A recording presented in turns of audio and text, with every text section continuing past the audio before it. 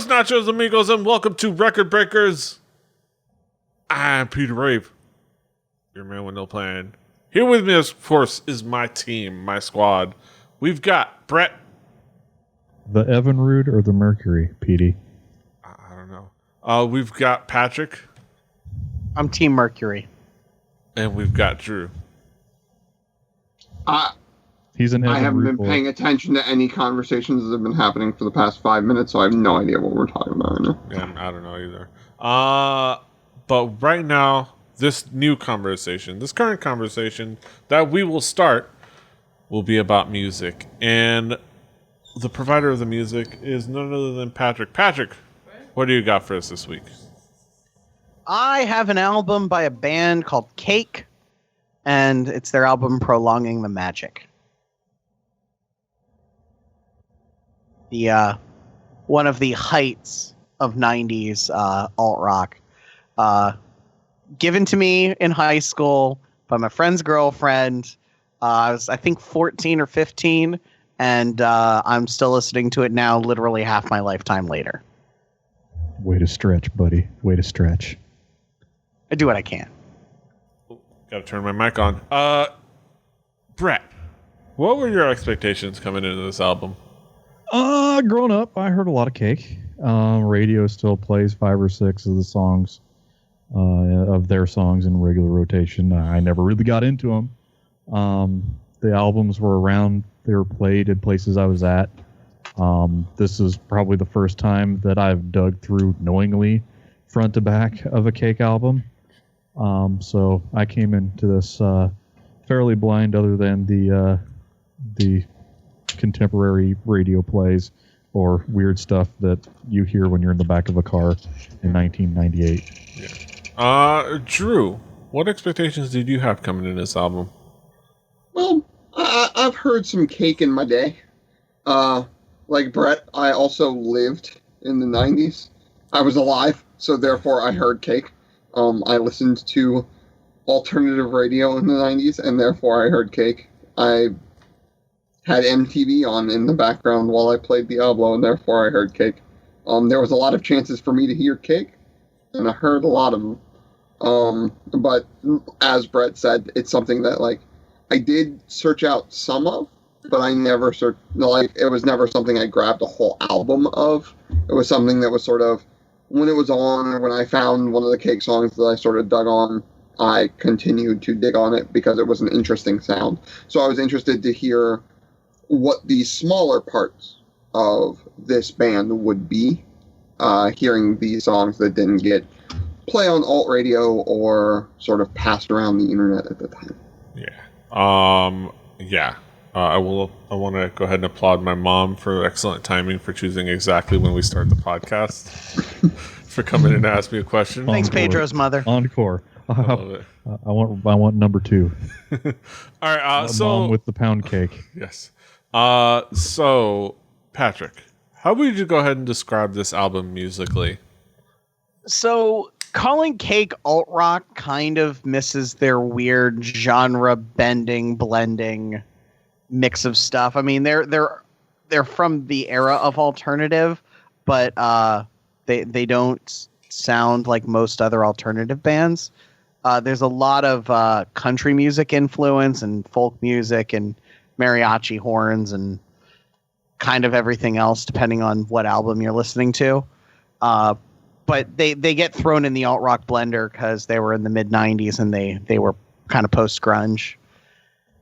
Musically on this album, there's a lot of very country-sounding guitars, to the point where there's slide steel fairly frequently used. But the music never feels like you're listening to a country record. It's just sort of blended in there with everything else. The vocals are kind of delivered in this weird sort of deadpan, somewhat sarcastic manner that kind of is the signature of Cake. It's love it or hate it. I've kind of always loved it because I like the wordplay, and I like that they don't take their lyrics too seriously, but they do say some stuff sometimes. They just say it in a slightly amusing manner. But overall, it's kind of it's kind of an oddball of its era. Although, there are other bands who did kind of the quirky thing. Cake kind of did it, I think, in a more commercially approachable way than some of their peers. I would say so. Brett, what would be your thought? What would be the themes and elements that caught your attention? Well, one thing I noticed more than anything was probably the use of the trumpet. My stepbrother had a band back in the mid to late 90s that played a few Cake songs, mainly because he was the lead singer and he played the trumpet, so he made them play Cake. So yeah, this is also another lyrics and vocals based album. To me, there's there's when you hear the vocals, and you can spot a Cake song from a mile away. You get nice grooves. You can tell that the bread and butter are the catchy hooks in the lyrics, and the unique stylings of the vocals. There are a few cool and odd uses of instruments that need mentioning. There's some S-proing type instruments being played. I'll bring those up when we get into the songs. But you're talking about maybe a vibroslap? Well, hold on. Hold your damn horses there, Drew. Spoiler alert. We have some things to speak about, but we'll get into that when we break it down. But we'll get to that after we hear what Drew has to say. Yeah, Drew, what would be the themes elements that caught your attention on this record? The thing about Cake that a lot of people know is lyrically they're very sarcastic, like very jokey a lot of times, and this was sort of as researching and putting all my thoughts together and stuff like that, this was actually one of the first times that lyrically they sort of stuck to more straight up stuff most of the time. Now they still had that jokey quality to it, but the thing is, John McCrea's voice, his delivery, his vocals are so sarcastic sounding to me all of the time that doesn't even matter. Like, it still sounds like he's sort of snarking at you.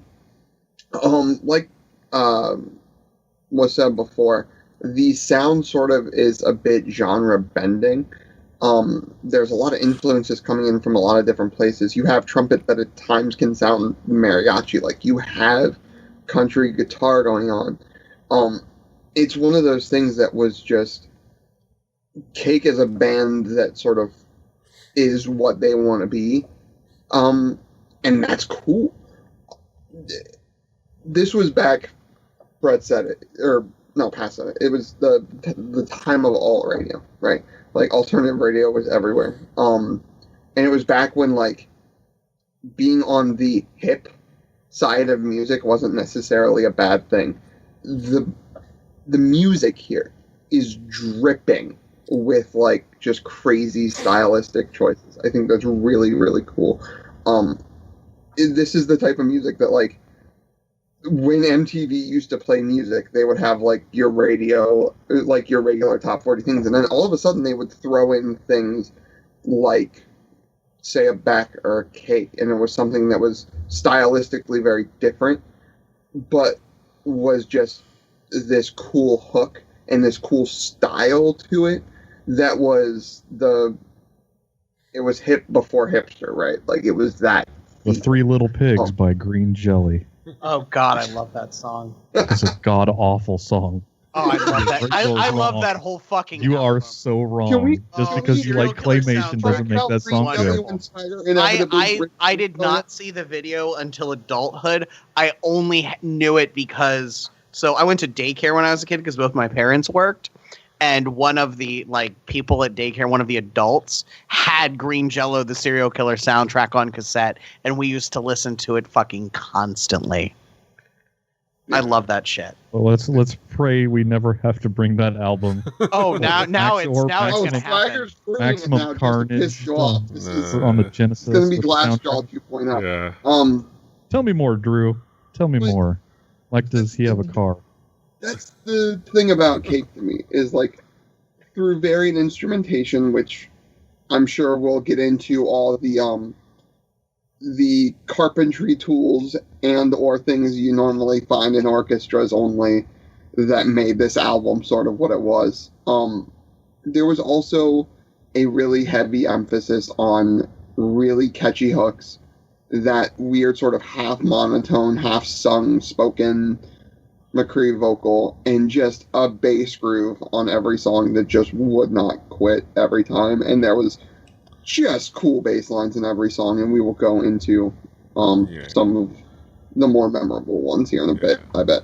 But the true question, Colin Rambo. Oh, but sorry. the true question is, but did you get very far? Sorry. Patrick, what will be some of the key tracks to zero in on this album? I'll do the record breakers thing and start out with Satan Is My Motor. Cake has a long storied history about making songs vaguely related to cars, and this is my favorite of their vaguely related to cars songs. It's got a really great intro. I feel like it, rather than doing like the grandiose intro thing, it's just, hey, we're just gonna start a song, and they do. The guitar is really, really nice, and this is one of those songs when it comes on, I am overcome with memories of my youth, of being 15 and riding the bus home because I didn't have a car, and just that time in my life. And it's a fun song. It's not, it doesn't take itself too seriously. Walk On By, which is a great song about a breakup that is an emo. And I love emo songs about breakups, but this one is not. It's just kind of like, just fucking deal with it. But the nice thing is it's got two really cool guitar solos at the end where you get kind of this like dirty bluesy solo and then a nice slide steel one. And slide guitar in alt rock is such an odd thing for me. I guess, someone else has used it, but it's not, you don't see slide steel outside of country and western very often, and it's used fairly well on that song. Sheep Go to Heaven I'll mention because I just love that song. It's absurd and stupid, and it's got a great hook that you can't help but sing along with. And since I'm doing the Drew thing and just naming like half the record, Let Me Go, which is a really like uplifting, happy song at the end. It has nice horn harmonies because the horns on Cake records are always spot the fuck on. There's like these subtle vocal harmonies that are really, really nice to listen to. And it's a very enjoyable to listen to song, I guess would be the way I'd put it. Mm-hmm. Brett, what will be some of the key tracks for you? Never There is the song that I'm most familiar with due to radio. It's got some pretty groovy bass, some drums, the simple and guitar and trumpet thing going on. It's very muted sounding, which is why you can't really hear the nuance over the speakers of a school bus, which is a place where this was played. But they use a touch tone phone as an instrument, and then there's a vibra slap. So you got that. That doesn't hurt. Mexico has really good use of like the swelling steel guitar. A really wacky, strange Western track to be thrown on this album. I enjoyed the fact that it was out of place. That, along with the trumpet, made this, one of those things that every now and then it'd end up on an alt rock record where, you'd get some weird, out of fucking blue shit going on. And Sheep Go to Heaven. That's probably one of the most perfect songs that encompass the spirit of the spring. I've never heard it in the fidelity that I've heard this time listening through. So I never heard that there's like quacking wah, along with wah trumpet, the electric piano, which we had to talk about electric pianos earlier, but there's a fire siren that goes off, whistles, and a vibra slap. Like, there's more novelty instruments than like I had to like go back and make notes as I was hearing, because like they wouldn't throw in the siren like you would expect them to. It's like, oh, the siren comes in. I really enjoyed the novelty noises being used. It's like I don't know. I like, if we ever get like a children's album in here, I'm gonna have a real rough time. Like, But this is the weird thing is, like, they're all like, there's tons of those like weird novelty instruments, but like they all, like, it's not like it's used like purely for the joke. It's like, oh, that actually kind of fits there. Like that actually works. It fills the waves. It fattens things up in a way that can be missed if you're not paying attention to it, which is sort of why I sort of latched onto it. I was like, why am I hearing like that is not coming out? That is certainly a whistle. Yes. But yeah, that's a pretty good sproing track. If we're gonna rank scientifically using the sciences to rank sproing tracks, ranking of sproing tracks, tracks. It would be better than Deadly Moves. Yeah. Yeah, I would say so. Drew, what would be the key tracks for you? Okay, record breakers thing. I say this all the time. I'm going to say it again. You lead off with a song that, if somebody is listening to your band for the first time with this record and they just put it in and they hit play, that song gives them a vertical slice of what your band is. I say this in hopes that, like, everybody, because I've seen it before happen with small bands, they don't think about the order of their songs. They're like, we're going to put the best song first. It's like, don't do that every time. Put a song first that will give you a vertical slice. There's monotone vocals at times, but there's still pitch and movement in the vocals.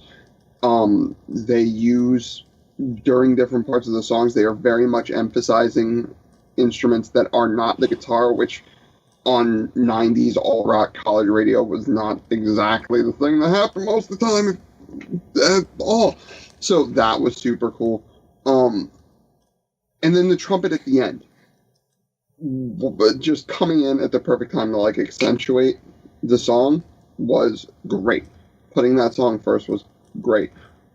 I'm a bass player, and if I wasn't going to mention the single here, like, they got the most radio airplay, that was going to be a giant problem. Never There.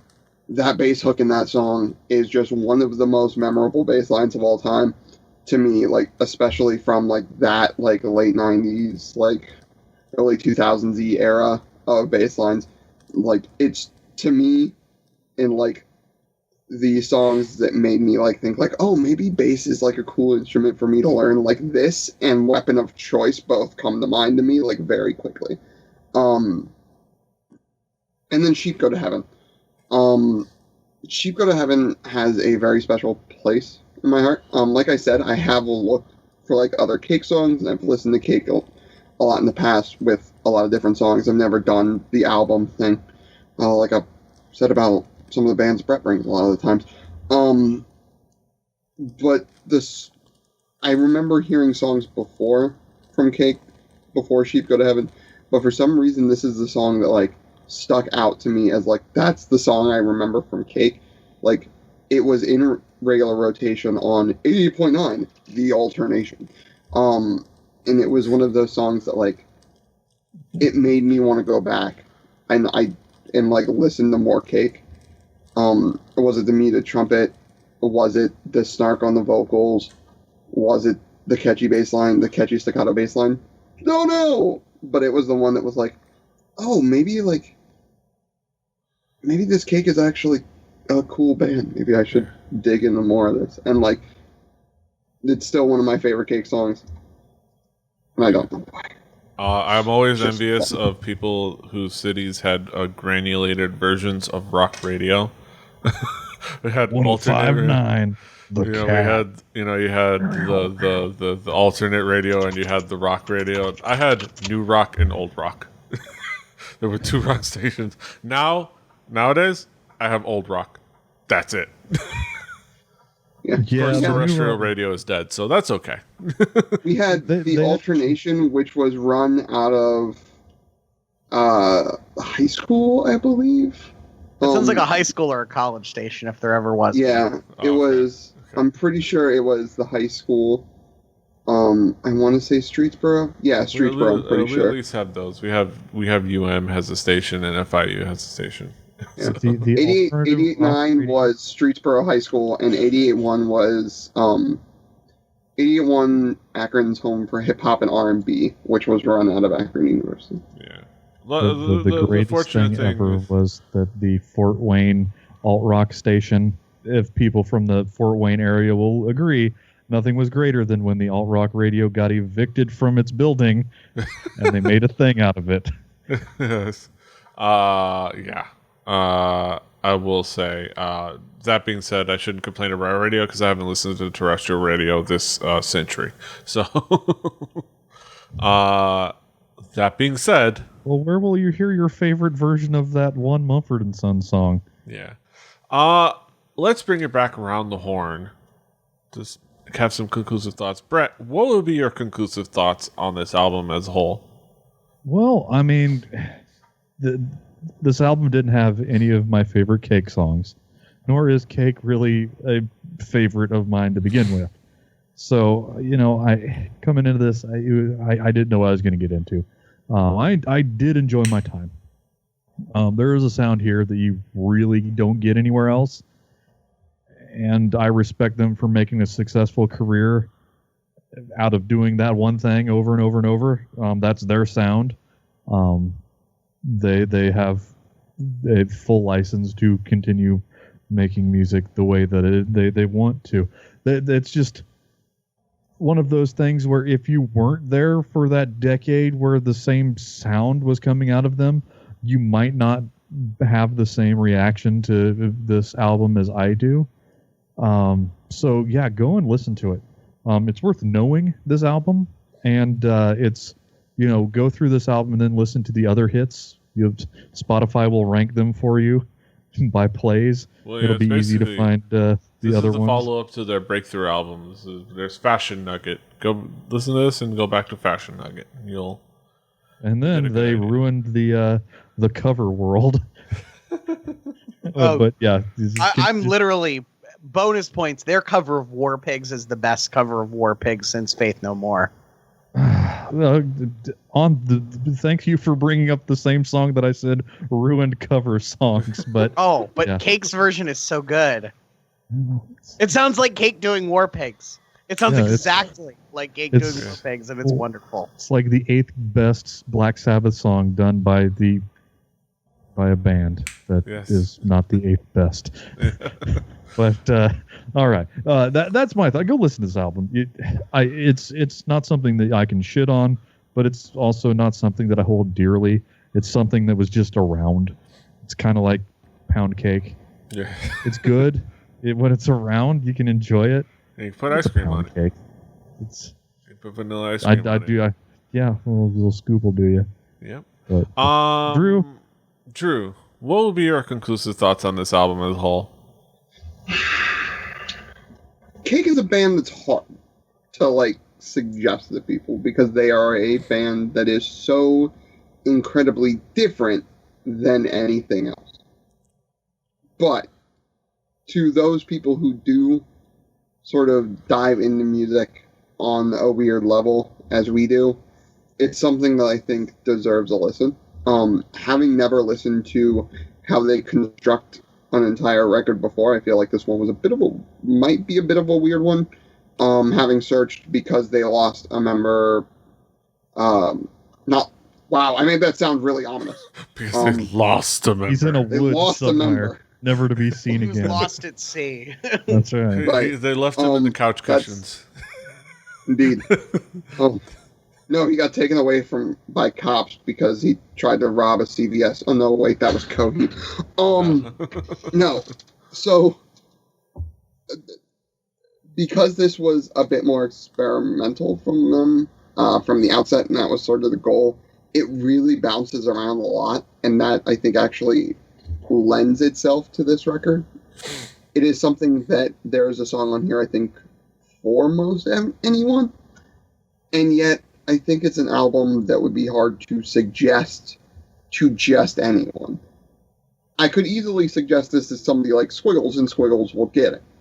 I could not just suggest this to Grandma? Anna in customer service because she will not exactly get it at a certain point. She will be confused. Like, it's that sort of thing where if you are cool with weird music with weird things going on and you want a catchy bit of that and you want to be humming bass lines to yourself, Cake and this album are a way to do that for you. Yeah. So I enjoyed it, Yeah. but I understand where it might not be everybody's cup of tea. Also, one could argue, one could like be up in the air whether you should suggest this one or like doing this or Fashion Nugget, which is like, it does have the more hits. My opinion is you're not wrong for picking Fashion Nugget. It's a great album. This is my Cake album that I have all the memories attached to. Fashion Nugget might be a better record in some ways. It definitely has more songs you'd recognize, and it is a great record. Plus it And has more of you the sarcasm. you should listen to it. There's You more should. of that You should. sarcasm. Their first 3 records are all really good, and even their latest one's not bad.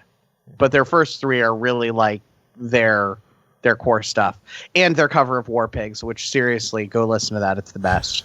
If you've been alive for the last 10 years, and had anybody with a playlist, you've heard that song. Yeah. But yeah, go listen to it again. See it from my side. Yes. That being said, Patrick, I don't think I've ever heard it. What would be your conclusive thoughts on the album as a whole? Again, I have a lot of emotional attachment wrapped up in this one, just because it was from a formative time in my life, from a formative group of friends, which is, how you end up with a lot of the music you listen to in your youth.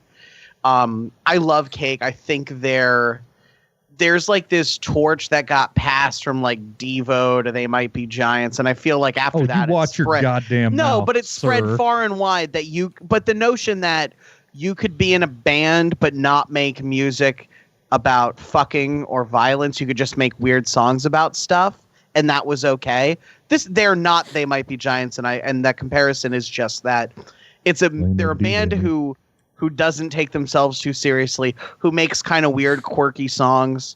Like Brett said, they use a lot of novelty sounds, but they never feel like a novelty band because the songs are actual songs. They have good hooks. They're fun to listen to. I think it's really enjoyable music. And sometimes you just need something enjoyable in your life. And this, at the same time I was listening to this, I was just in the beginnings of getting into punk, and this was like one of those weird things I couldn't put down despite my punk 16-year-old snobbery. Yeah. Yeah. Those are our thoughts on Cake and Prolonging the Magic, the album. Now that brings us to the main event of the evening. We get into our haiku reviews, go around the horn, sum it all up in poetic form. Almost rhymed. Form and horn. Almost. Kinda. Hey, and War Pigs rhymes masses and masses, so you're fine. Yeah. At least I brought some variety. But yeah, let's talk about some haikus. Let's bring them out. Let's go with the order we've been going. Brett, what is your haiku? The order that we're going to go is okay. Unmistakable vocals and lyrical style. Sausage McGriddle. Yes. I think that is a great line to sum up Cake. Sausage. I'm surprised. I was worried we were all going to have cake puns. I wouldn't call mine all a going to make pun. stupid references to cake. I guess mine. That almost happened. Yeah. Well, yeah. But I found I had Sausage McGriddle on the mind, and I could tell the syllable count. I had sausage McGriddle for breakfast. Oh no, yesterday, not today. It's a memorable meal. I haven't ate McDonald's since I quit. Yeah. I would imagine you don't want to be anywhere near McDonald's after you quit at McDonald's. You've probably had your fill of the McDonald's. Two people I know who worked at McDonald's both fucking loved it, and I find that weird. I'm all right with it. I can tolerate. Well, you worked there too, didn't you? At some point. Yeah. It was a job. Yeah, it was a gig. But yeah. Let's go to Haikus. Cheeseburger College. Haikus. Hamburger University. Yes. No, we're going to the Burger King version. We're going to the state college version. Whopper U. Whopper U. Hamburger University Whopper State. in Chicago. Whopper And State. I actually kind of wanted. I actually kind of like at one point, like I think like 8 years in, considered becoming a manager just for the free trip to Chicago. Hey, you know what? This is quality content for record breakers. I am glad I brought Sausage McGriddle so everybody gets to hear Drew's willingness to become manager to go to Chicago. Yes. For free. Which is maybe 4 hours away from him. Yeah. Six. Okay. It's understandable. But it was free. Like, so yeah. I'm just saying. I drove from my place 3.5 hours east of Drew, past Chicago in one day. Drew can drive to Chicago. But he wants to do it on McDonald's dime. Exactly. Yeah, I don't blame him for that. Want to do it on somebody else's dime, especially if you guys stay there. But yes, that's beside the point. Haikus. I'll go with mine. It's good and quirky, with some fun wit to dig on. Always room for cake. Wit to dig on. Drew, what is your haiku? it isn't carrot, but this is some delicious, well-crafted music. Yes. You could have put pumpkin in there, and it would have worked too. Yeah, that's true. No. Patrick, Birthday what would've is your worked. haiku? Fun, quirky alt rock thrown in the genre blender. Tastes pretty damn good. Mm-hmm. So did we all food pun? We all food punned. We didn't cake pun. Yeah, we all we food pun. food referenced. We all food food referenced. Yeah, so Low-hanging fruit. as long as we didn't Ralph. If you weren't sure if we were hacks, now you know. Yeah. We all food refed, but at least we didn't food Ralph. Yeah. That's food good in my food book. Exactly. But that's it.